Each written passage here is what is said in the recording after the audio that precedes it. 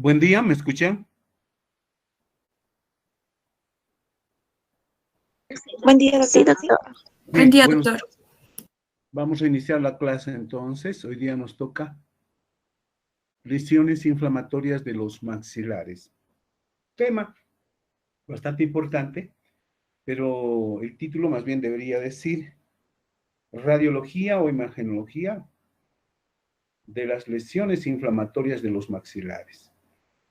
En verdad este tema es bastante importante, ya que dentro del perfil epidemiológico que corresponde a la atención de los odontólogos, una de las principales patologías, después de las caries, enfermedades periodontales, viene a estar como tercer lugar casi el tema de las lesiones inflamatorias. Bueno, entendemos que hay también lesiones periapicales, pero estas otras son aquellas que pasan el proceso alveolar o la apófisis alveolar que tanto hablamos nosotros en los maxilares. Y recuérdese que la apófisis maxilar, del maxilar o proceso alveolar, corresponde a aquel hueso donde están insertos los dientes, hasta ese nivel. Por debajo tenemos el hueso basal, y a este nivel me refiero, ¿no? Es donde van a sucederse lesiones inflamatorias y que muchas veces también provienen desde las lesiones periapicales, pueden difundirse más allá de este límite del hueso alveolar hacia el hueso basal y desarrollándose estas lesiones inflamatorias. Unas cosas generales que deberíamos siempre conocer. Las osteomielitis son las lesiones inflamatorias que se desarrollan en nuestros maxilares, pero la osteomielitis no es privativa de los maxilares en el caso de su desarrollo, sino también en cualquier hueso de nuestro organismo. Es más, diríamos,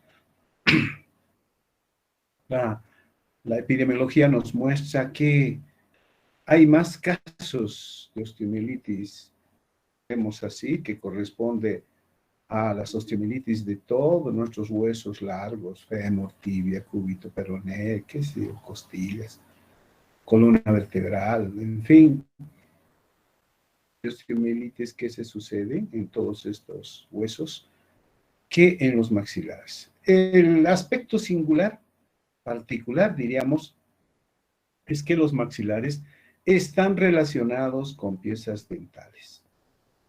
He ahí la importancia del desarrollo de la osteomielitis.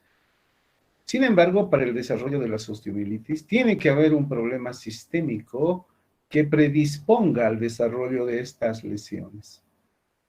No es en cualquier sector que se desarrolle la osteomielitis a cualquier rato, sino que está determinado por diferentes factores, ya sean anatómicos, ya sean traumáticos, de distinto índole, pero particularmente sistémicos, lo que yo decía, que vienen a ser, en su caso, la inmunosupresión, miren qué importante, u otras condiciones que favorecen al desarrollo de la osteomielitis.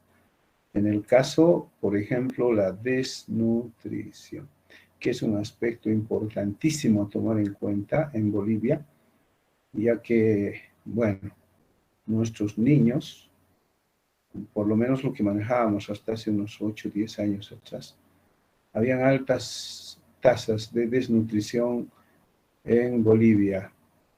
Y esto hace, aparte de la mortalidad, morbimortalidad de los niños, menores de 3 años, menores de 1 año, en fin, ¿no? Entonces, nosotros tenemos tasas de morbimortalidad altísimas a nivel Latinoamérica, por no decir somos los primeros en tener estos indicadores altos, ¿no? Muy similar, decían, a Haití. Pero bueno, esas son las condiciones que tenemos en nuestro país. Entonces, a tomar en cuenta estos aspectos. Entramos sobre el tema. A ver. El problema de las osteomielitis, pues, no es reciente. Podríamos decir que nace, qué sé yo, desde la misma caverna donde nuestros antepasados seguramente ya presentaban o manifestaban el tema de las osteomielitis. Algunos documentos que quedan. A ver, el año 700 a.C., escrituras antiguas en Siria, ya relataban de esas épicas batallas que tenían, que mostraban que se desarrollaba pues las osteomielitis y tenían que amputar los miembros, ¿no? En el año 350, 450, Hipócrates ya hablaba y decía él, cuando las úlceras continúen abiertas por un año más, es necesaria la exfoliación del hueso, es decir, la amputación directamente de los miembros. Y se refiere concretamente a lo mismo que pasaba en Siria, en fin, después de esas batallas de conquistas y reconquistas que tenían, y se narraba que había el desarrollo de estas lesiones. El año 973, ahí veamos, Celsus Abulcasis describen trayectos fistulosos de la osteomielitis crónica, que hasta ahora manejamos esto, ¿no? Las fístulas crónica, subrayar eso, miren, ya hablaban de eso. El 1783-62, a ver, veamos, esto es interesante, la historia, perdón. Sir Benjamin Broad, ustedes dirían, pero ¿qué hace un Sir metido la nobleza dentro del tema de la ciencia, ¿no? Es que Benjamin Broad, el doctor Benjamin Broad, fue tan destacado que en el Reino Unido le nombraron Sir. Entonces, por todos sus aportes a la ciencia, médico inglés, ahí está, que describió por primera vez el absceso de Broad. El absceso, para nosotros absceso es nada más que una colección purulenta localizada y que puede darse en tejidos blandos o en tejido óseo. Y después lo llamaremos nosotros involucro. Eso más adelante. En 1891, Miller, miren, Miller, hablar de Miller es muchísimo, hermano. Yo diría es el primer bacteriólogo odontólogo, y acuérdense del tema de la caries. Él presenta su teoría quimioparasitaria acerca de la teoría de la caries, que hasta hoy día sigue vigente. Concluye que los microorganismos bucales pueden causar infecciones metastásicas, aunque lo de metástasis no le aceptamos por ahora, porque metástasis ya ha sido un término que se utiliza específicamente en temas neoplásicos. Por entonces se utilizaba todavía el tema general. A ver, en el siglo XVIII, Alexander Mackenzie y William Braunfeld describen por primera vez el síndrome de osteomielitis hematógena aguda. Bueno, síndrome se refiere a signos y síntomas con un diagnóstico, identificación de una enfermedad que no se conoce, ¿no? A eso se llama síndrome. Nosotros podemos hablar hoy día de síndromes para aquellas enfermedades que no tienen un conocimiento preciso, una etiología, una causa, una razón de ser por los signos y síntomas. Hoy día ya se conoce tanto de la osteomielitis que ya no es necesario decirle síndrome, para nada ya síndrome. A ver, en 1827 Nathan Smith describe y demuestra que este síndrome ocurre casi exclusivamente en niños y adolescentes. A ver, este tema, mis queridos amigos, en Bolivia, es importante porque más añadiría aquí, a margen de los niños donde se sucede, osteomielitis, el otro extremo son nuestros ancianitos, también desprotegidos, también desnutridos, y es donde inmunosuprimidos, diríamos así, y es donde se va a desarrollar también las osteo. Yo estoy hablando sobre un tema que conozco y en el manejo cotidiano de todas las osteomielitis. Y de hecho yo voy a mostrarles todas las imágenes radiográficas que corresponden a mi práctica privada hospitalaria. Vamos a ver ahí que no nos falta ninguna de las formas de osteomielitis. Y es que ya seguimos con osteomielitis cotidianamente, ¿no? En otros países desarrollados ya es una situación anecdótica en que se desarrolla la osteomielitis. No es, y por eso nos dicen este tema de las osteomielitis es de los pobres en desarrollo, vías de desarrollo, en fin. Por eso que hablamos con propiedad aunque no es un orgullo decirlo, más bien es una situación difícil de explicar, especialmente cuando salimos afuera y queremos. A osteomielitis siempre nos miran a nosotros, a los bolivianos, a los países subdesarrollados, que hablen ellos, porque ellos tienen tanta osteomielitis, y es cierto.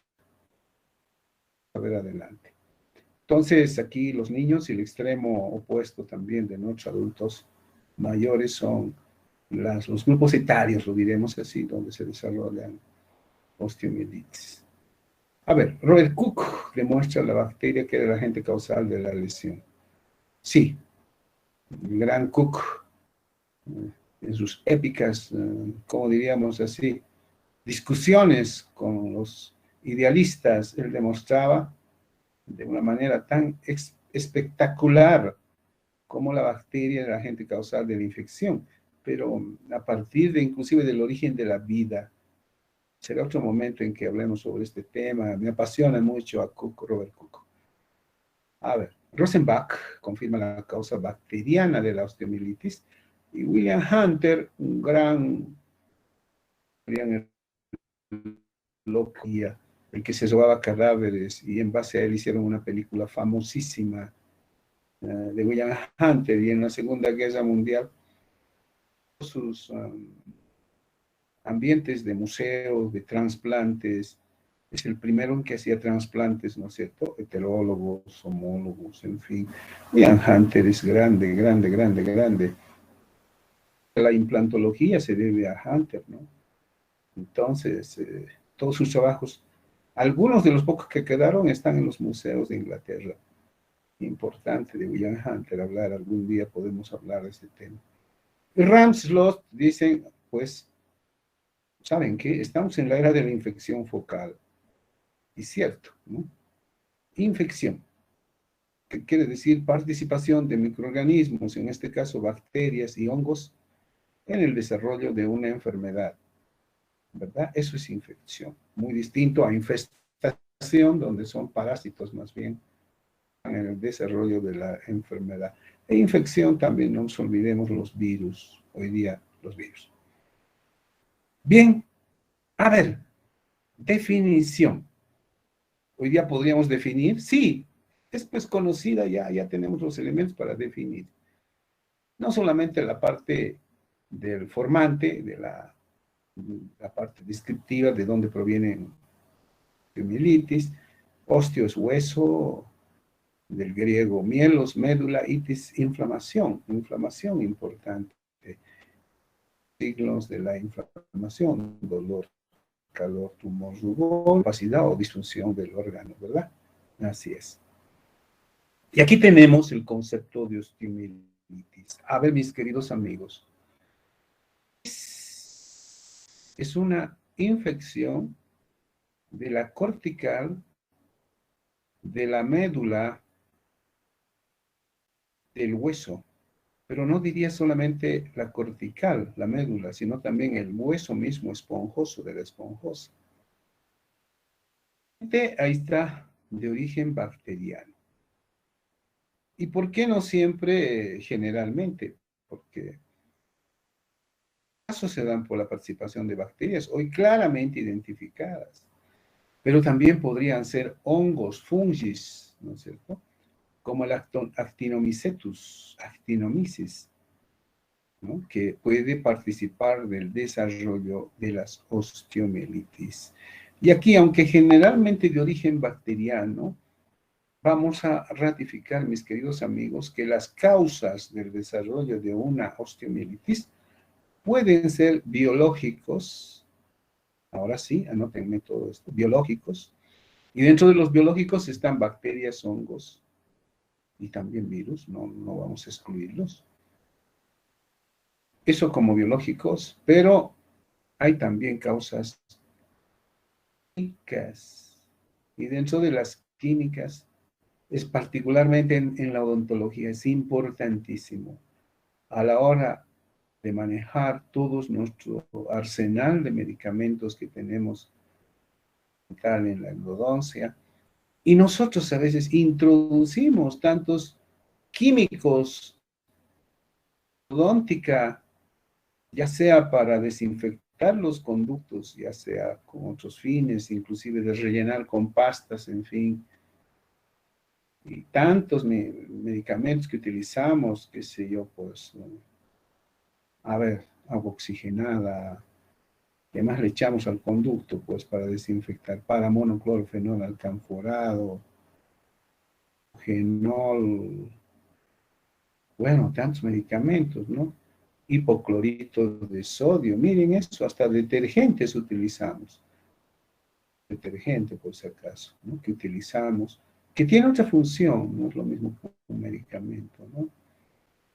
En fin, tantas pastas, medicamentos que utilizamos y a veces no utilizamos con la suficiente praxis, capacidad, y hacemos pasar muchos de estos químicos hasta el periápice o más allá del periápice, lo cual ayudará al desarrollo de las osteomielitis. Así es. Entonces, ahí tenemos las causas químicas y también las causas físicas, pues mis distinguidos amigos.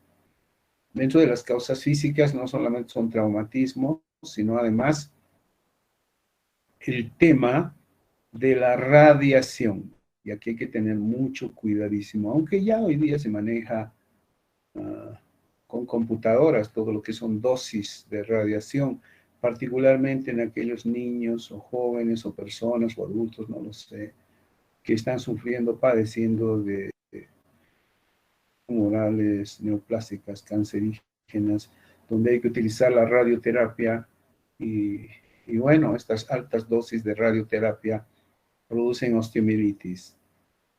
Es mejor decir, en vez de ser osteomielitis por radiación, nosotros llamamos osteoradionecrosis, que es lo mismo que es la osteomielitis por razones físicas. Por eso digo generalmente de origen bacteriano, biológico, pero también pueden haber razones químicas y físicas. Pero ahora, mis queridos amigos, en el manejo mismo, ustedes que ya son casi doctores, un añito más les falta, deberían tener en cuenta que no siempre puede ser puro biológico, puro físico, puro químico. Pueden darse factores que coinciden para desarrollar la osteomielitis. Es decir, por ejemplo, si hubiera una lesión periapical, un absceso dentro alveolar crónico en el periápice de una pieza, y si nosotros sometiéramos a radioterapia, inmediatamente se produciría una osteomielitis de osteoradionecrosis más un problema biológico. Por eso que cuando se tratan a pacientitos de en este caso de cáncer, etcétera, con radioterapia, lo primero que hay que hacer es desfocalizar. No tiene que haber un solo foco infeccioso si se tratara de piezas dentales, en fin. Todo foco infeccioso previo a hacer una radioterapia. Los amigos, entonces, no siempre es puro biológico, puro físico, puro químico las causas que puedan desarrollar una osteomielitis. Podrían reunirse los tres factores, uno biológico, sumarse con un físico o con un químico de paso, ¿no? Prácticamente la osteomielitis lo mismo. ¿Ah? Así es. Entonces, estamos de acuerdo con el concepto, creo que estoy precisando con bastante amplitud. Y bueno, porque conocemos este tema, no es que nos hemos aprendido de memoria para repetirlo, hacer un karaoke, etcétera. No, sino que creo que es la experiencia lo que nos hace hablar sobre el tema. A ver, vamos un poquito yendo de a poquito, de a poquito. Un poco de recuerdo, a nadie le va a hacer daño. Acordándonos de aquellas clases de histología, cuando decíamos entonces, ¿qué funciones cumple el hueso? ¿Para qué conocemos el hueso? Pues es el esqueleto, no nos olvidemos de nuestro organismo. Tiene una función mecánica de sostén. Ahí está. Pero no solamente eso sirven los huesos, pues en los huesos largos particularmente y también en el esponjoso, contiene la médula ósea. ¿Y la médula ósea qué función tiene? Formar elementos de la sangre, formas de la sangre. Esa es una función hematopoyética, nunca nos olvidaremos. Y también el hueso cumple una función metabólica, que es el metabolismo Si preguntáramos, y diríamos, no es nada más que la conversión de materia en energía, es un proceso de generación de energía y el recambio de muchos componentes químicos. Claro, y en este caso, todas las sales minerales que se van renovando y se llama ese proceso aliestéresis con H, aliestéresis, que constantemente se van renovando fosfatos de calcio, carbonatos de calcio, fluoroapatita de calcio y otros que no son cristaloides además, ¿no? Sí, vanadio, estroncio, sí. Bueno, todos estos minerales que hacen al tejido óseo, importantísimo. De aquí que decimos siempre, debe haber un equilibrio entre el nivel sanguíneo de las sales minerales del hueso a través de la secreción de la paratormona y calcitonina de calcio. Es que nos acordamos que el hueso está regulado, su depósito de mineral, la actividad de ciertas células. Los osteoclastos son los que van a remodelar constantemente el hueso, pero los osteoclastos no lo hacen autónomamente, sino están regulados por un factor hormonal que viene desde las tiroides y paratiroides, y estas dos hormonas, la paratormona o paratirocalcitonina, como se llama esta hormona, ¿no? De la paratiroides, y la otra, la calcitonina, que se origina en la tiroides. De esta manera se regula no solamente el calcio, pero ponemos ahí calcio porque la mayoría de las sales, los cristalitos que se forman son fosfato de calcio, carbonato de calcio, hidroxiapatita de calcio, calcio, termina en calcio, claro, son sales cristaloides que se depositan en ojos. Por eso decimos que mayoritariamente es el calcio, así es. Pero sin embargo existen otros minerales más importantes. Un temita importante, y ustedes me dirán hasta ahora, ¿no? Pero nada de esa ideología, compadre, ¿qué pasa?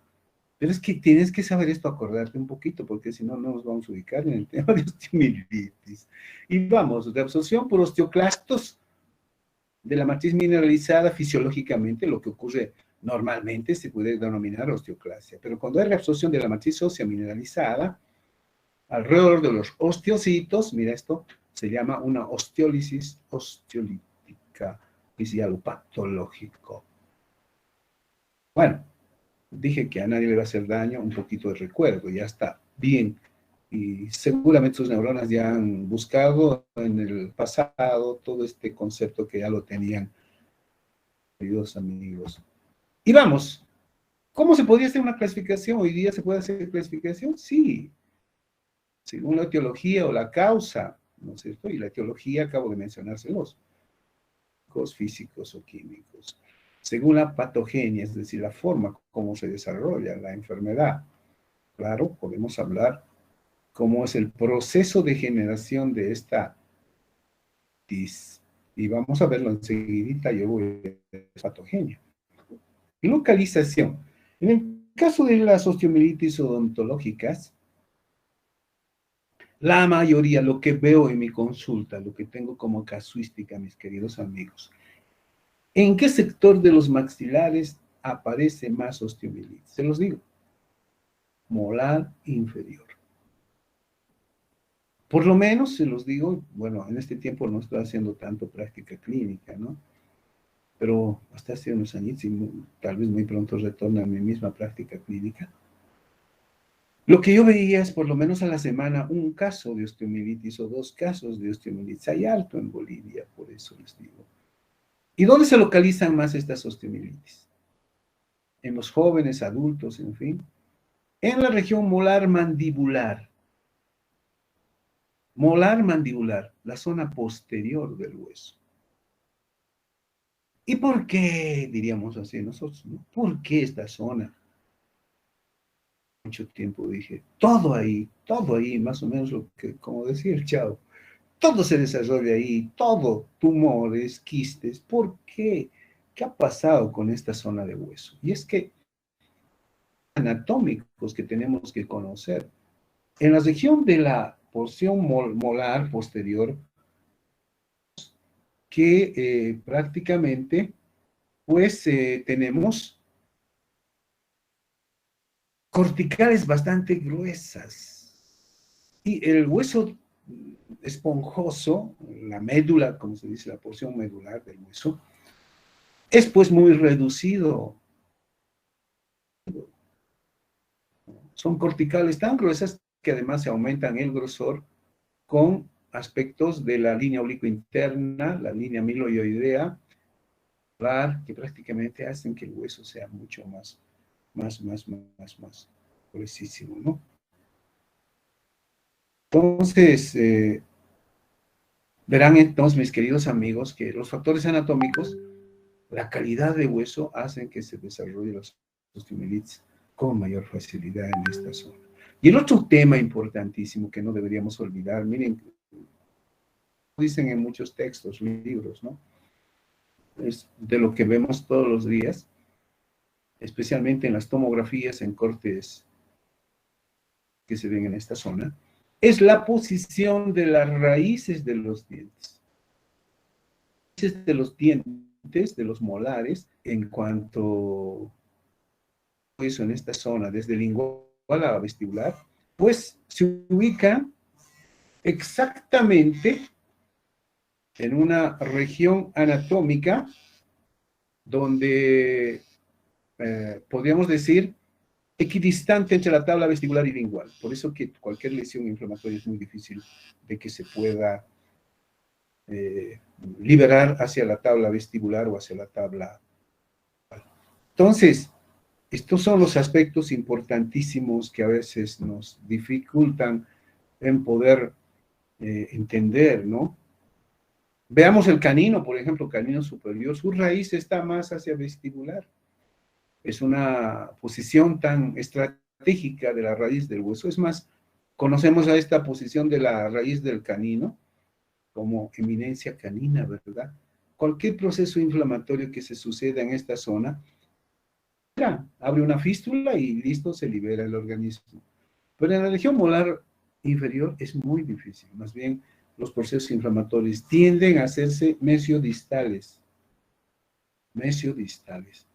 Este es el tema, entonces, mis queridos amigos, del por qué los factores anatómicos son importantísimos en el conocimiento y el desarrollo de las osteomielitis.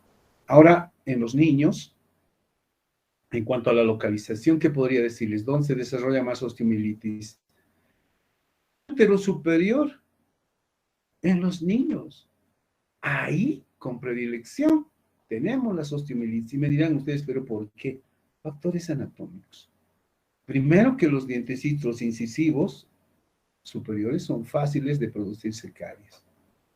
Ustedes van a ver ahí que las caries son lo más frecuente en nuestros niños, ¿no? Y cuando ya desarrollan mortificación pulpar, necrobiosis, lo diremos así, llegan a una lesión periapical, lo que tenemos es la presencia de gran cantidad de dientes permanentes que se están formando y que ocupan tanto campo y casi no hay hueso. El hueso es tan reducido, ¿no? Primero porque ocupan la raíz de los dientes temporales, segundo porque están gran cantidad de dientes permanentes. No hay mucho hueso, son más dientes que hueso. Cualquier infección inmediatamente produce osteomielitis y además secuestro a los mismos gérmenes. Esto es lo particular con nuestros niños. Entonces la localización, según anatomía, es fundamental, importantísimo para todos estos aspectos. Según la evolución, pues conocemos nosotros osteomielitis agudas, crónicas y subagudas, según el tiempo en que se desarrollan, y lo vamos a ir viendo rapidito este tema. A ver, tomando lo mismo que en medicina ellos hablan, adaptándolo más que todo a nuestra área, yo diría que mayormente está causada por factores biológicos, bacterias, sí, ahí están las bacterias, ¿verdad? Factores biológicos. La mayoría de las lesiones, organismos pueden entrar vía, en medicina es importantísima, en la génesis de la mayoría de las, como diríamos, osteomielitis, ¿no? Pero eso no podíamos descartar tampoco en nuestro caso de los maxilares. Vía hemática ingresan muchos microorganismos, ingresan al hueso, especialmente a regiones terminales de vascularidad, y ahí es donde empiezan a desarrollar osteomielitis. En nuestro caso, quizás desde un foco contiguo sí puede venir, ¿no? Próxima se desarrolla osteomielitis, ya sea por traumatismo, fracturas expuestas, en fin. O implantación directa, que es lo que más conocemos, vía endodóntica a partir de lesiones dentales que van a ocasionar el problema de las osteomielitis. Pero ahí está. En medicina ellos mencionan que se desarrolla más en vértebras y huesos largos. Sí, así es, pero en nuestro caso de odontología, ahí tenemos los maxilares ligados a las piezas dentales. Que quisiera que tomen en cuenta. Sé que están diciendo ahorita, pero hasta ahora no hemos visto una sola radiografía, compadre. Cierto, pero son conceptos que tienes que tener bien cabales para poder entender enseguidita. En cuanto a la etiología, ahí está lo que decía. ¿Cuál es el microorganismo que produce mayormente osteomielitis de tipo biológico? ¿Sabes? Mira, responsable del 90%. Y por suerte sensible a todos los antibióticos que tenemos al arsenal, porque hemos desarrollado tanto hasta tercera generación de antibióticos. Entonces tenemos varias opciones para poder combatir con... Por eso la osteomielitis hoy día es curable, tratable cuando se maneja muy bien. Ya no es como antes, una lesión que, bueno, era difícil de encarar. Ahora sí, ya sabemos. Tenemos varias opciones. Y otras, a ver, la Escherichia coli, la Klebsiella, la Pseudomonas aeruginosa. Ahí sí le faltaría aeruginosa, ¿no? Las más frecuentes. Y hay que tomar en cuenta condiciones sistémicas, como decía, problemas renales, que son todos los temas importantes que a la larga o a la corta van a llegar a inmunosupresión también, ¿no? Infecciones mixtas que pongo ahí, intervención quirúrgica tras fracturas expuestas. Yo he visto varios casos de estos temas en odontología, ¿no? Esencialmente cuando se hace exodoncia de tercer molar y no toman las verdaderas precauciones, en fin, puras. Y vamos a ver algunos casos que diría Chaid. Y el periodo neonato es recién nacido hasta el primer mes de vida, ¿no ven? No hay que olvidarnos, es un neonato. En los neonatos, miren, ¿se puede desarrollar osteomielitis médica? Sí. Pero miren aquí, ¿no? El Haemophilus influenzae, ¿qué? Diríamos nosotros, pues sí se produce de la gripe, es cierto. Pero ahí está. Y nuevamente, en este caso, el Streptococcus, ¿no? El Streptococo.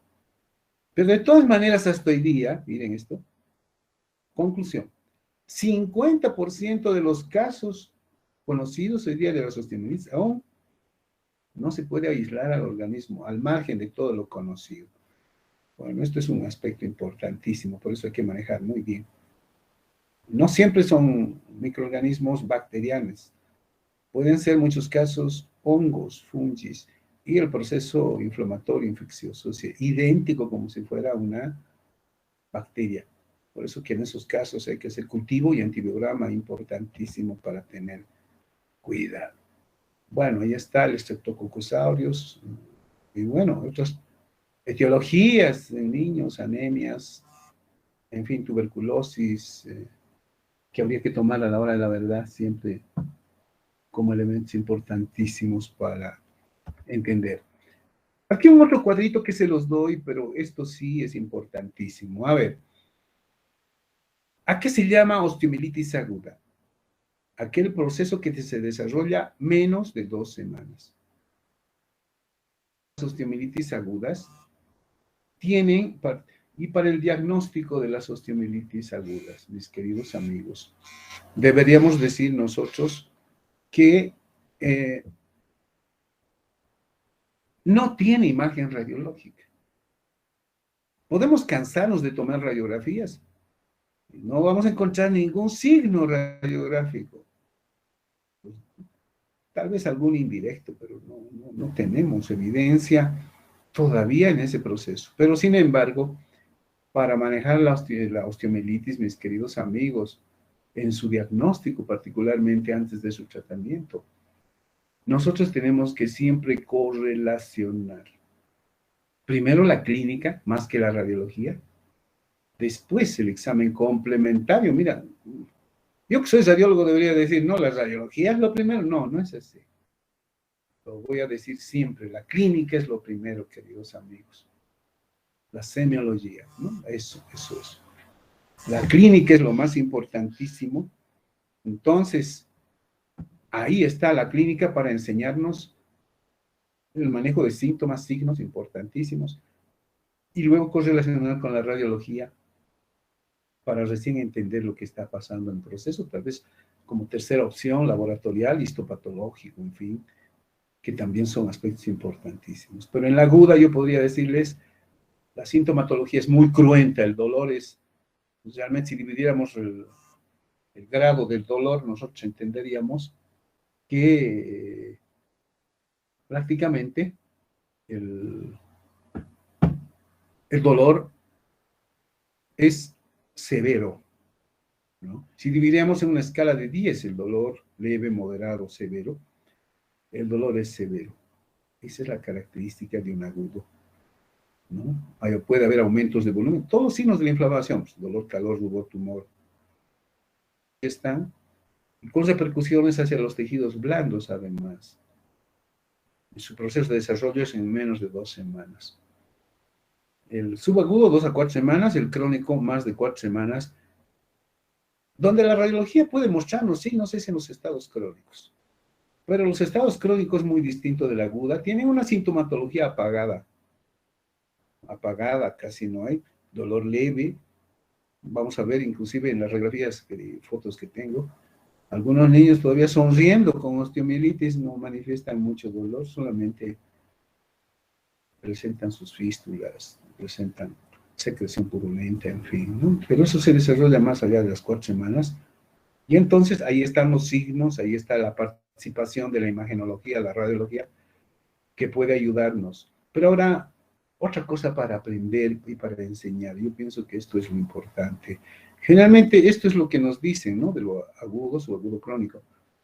Pero eso dicen los textos. Pero ¿qué dice la práctica? A ver, ¿qué es nuestra práctica diaria? ¿Será que una osteomielitis crónica tiene que pasar primero por lo agudo y después por lo crónico? No es así, ¿no? No es así. Lo primero que ocurre es que puede desarrollarse una osteomielitis crónica directamente, sin pasar por lo agudo. Eso no es requisito para decirles primero agudo y luego crónico. No, no es así. Puede haber lesiones osteomielíticas que primero pasó el proceso agudo y luego crónico, se significa. Pero no es reglamento, no es una cosa normática, no es ley, no sé cómo decirles. No, no es así. Muchas de las osteomielitis directamente pasan al crónico, ¿no? Así, en el tiempo. Y más bien de lo crónico pueden mostrar aspectos agudos, puede reagudizarse lo que decimos. Cuando se realiza o se procede a un entendimiento para que es una lesión osteomielítica reagudizada o subaguda, es cuando una lesión de un estado crónico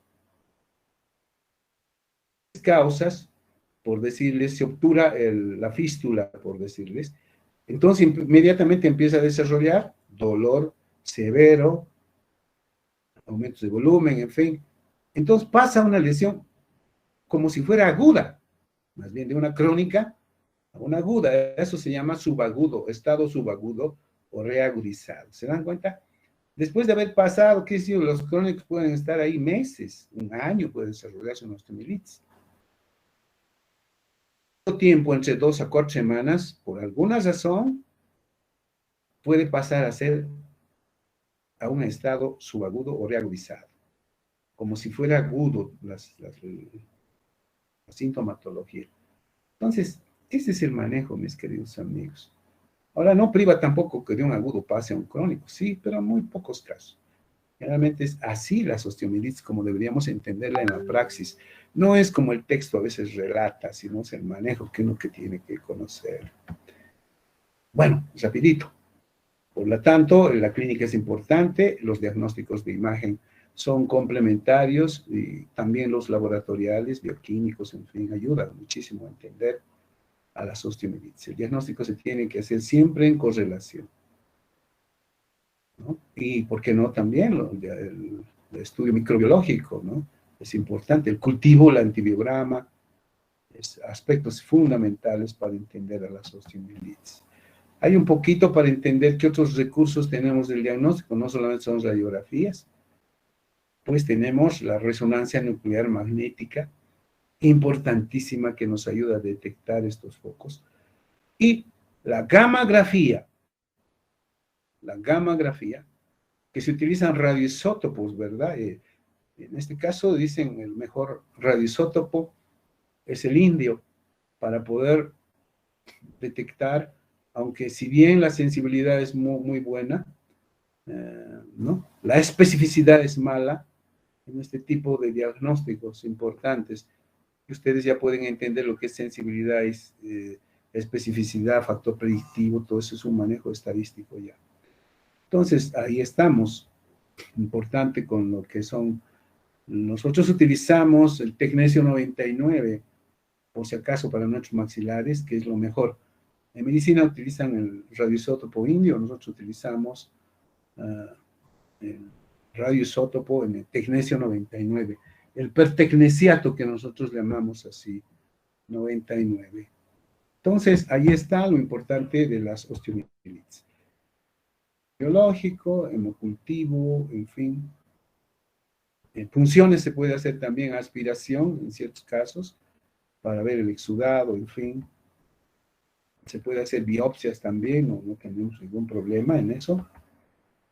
Pero ya, entremos a las osteomielitis. Ahí están agudas, subagudas, crónicas, formas especiales.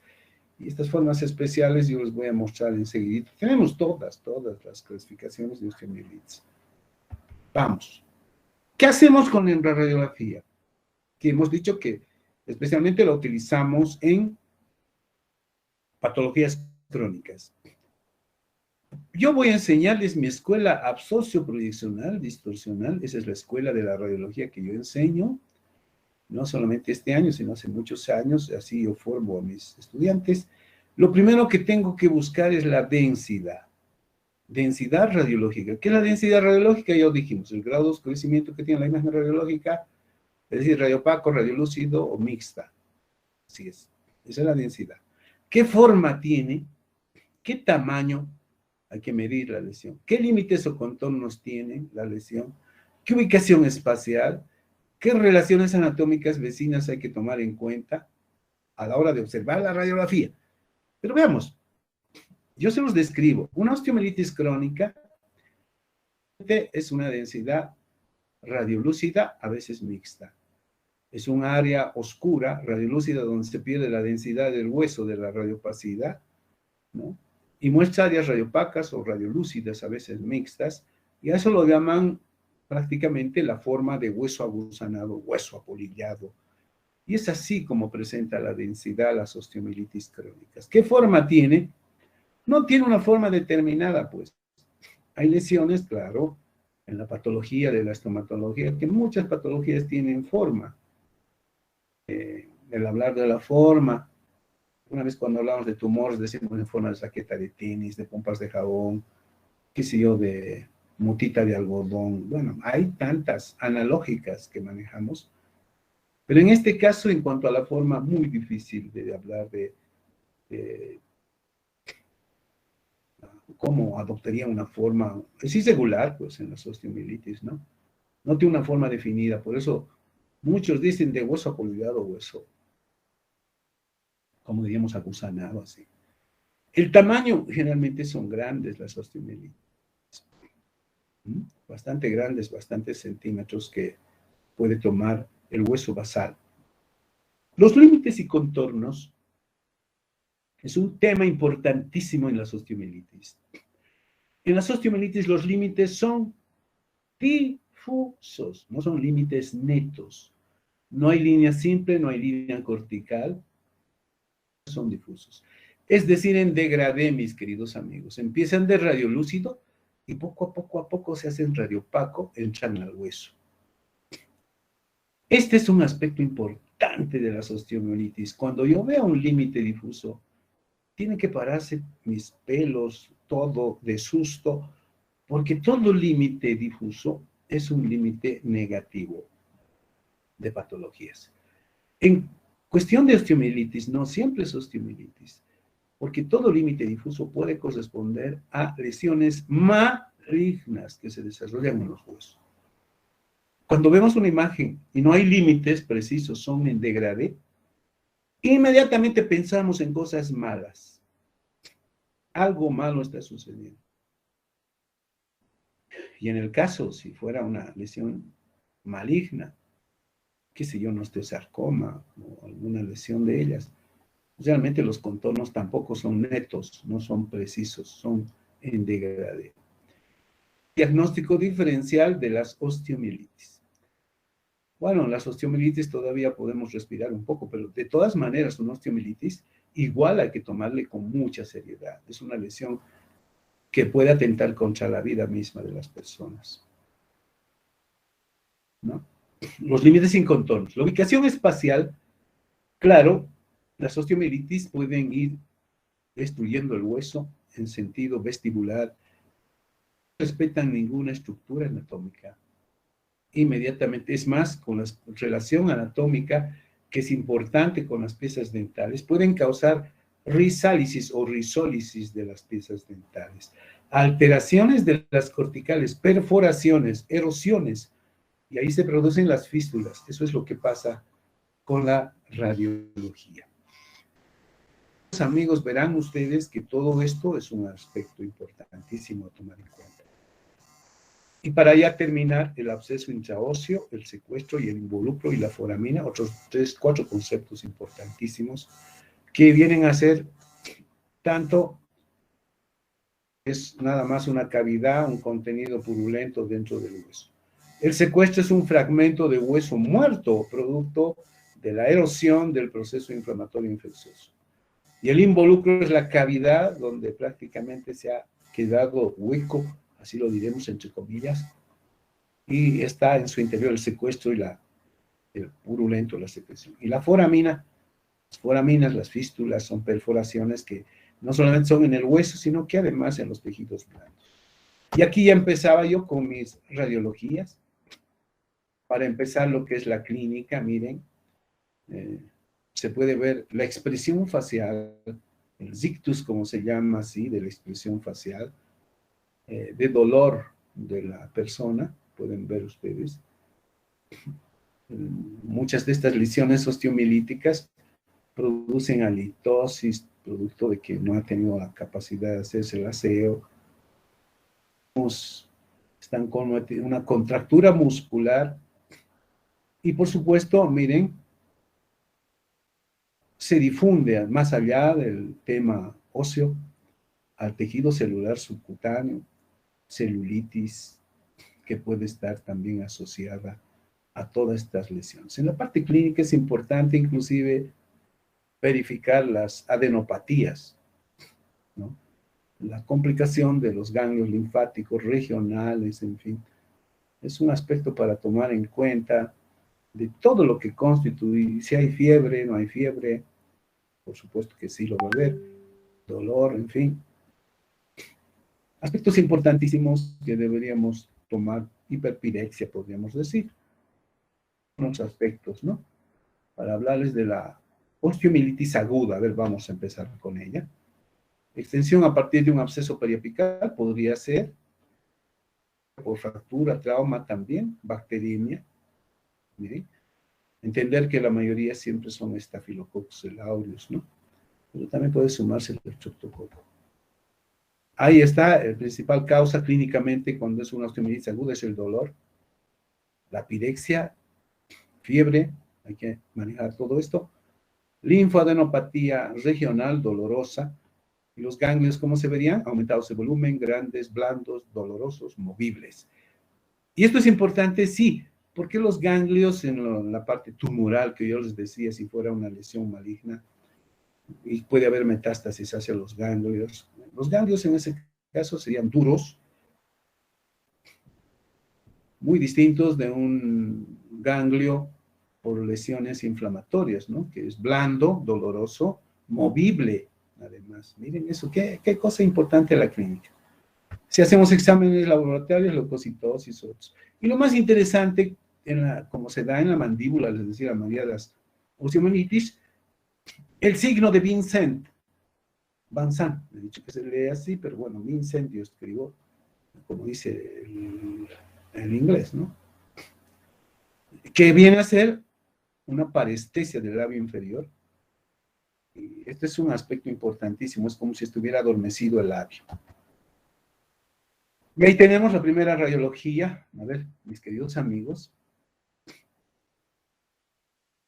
¿qué tenemos? Bueno, varias piezas. Lo importante es valorar a nivel del molar inferior izquierdo. ¿Qué es lo que tenemos? Una pieza dental semi-retenida. Semi decimos porque no está completamente cubierta de hueso. Y podemos ver el espacio pericoronario, distal particularmente bastante ensanchado, un mesiodistal con el espacio. No hay el espacio suficiente para que pueda erupcionar el tercer molar, por lo tanto, suponemos ya inmediatamente que aquí se ha producido una pericoronitis. No es nada más que una abertura de la mucosa y el acúmulo de infección en toda esta zona. Entonces, a partir de ahí, se ha producido una pericoronitis y con la consecuencia de producirse una osteomielitis aguda, ¿no? Ahí está. No hay signos de erosión de hueso, nada por el estilo, pero sí en toda la región ya podemos entender este proceso osteomielítico agudo. Por lo tanto, decimos compatible con osteomielitis aguda a partir de esta interesante, pero no hay otros signos más del hueso que nos manifiesten todo el problema de la osteomielitis aguda que se ha sucedido. Pasará bastante tiempo en que haya la erosión del hueso. Bien, habiéndose concluido nuestro tiempito, queridos amigos, lo vamos a dejar pendiente de las osteomielitis crónicas y sus variedades y clasificaciones para la próxima clase. Un placer saludarles y que estén muy bien. Muchas gracias. Si tuvieran alguna pregunta, con mucho agrado, hasta acá.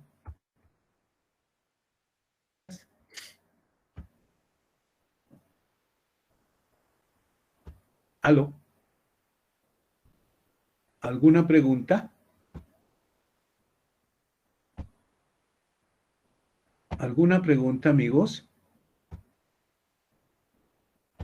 Hola, ¿me escuchan?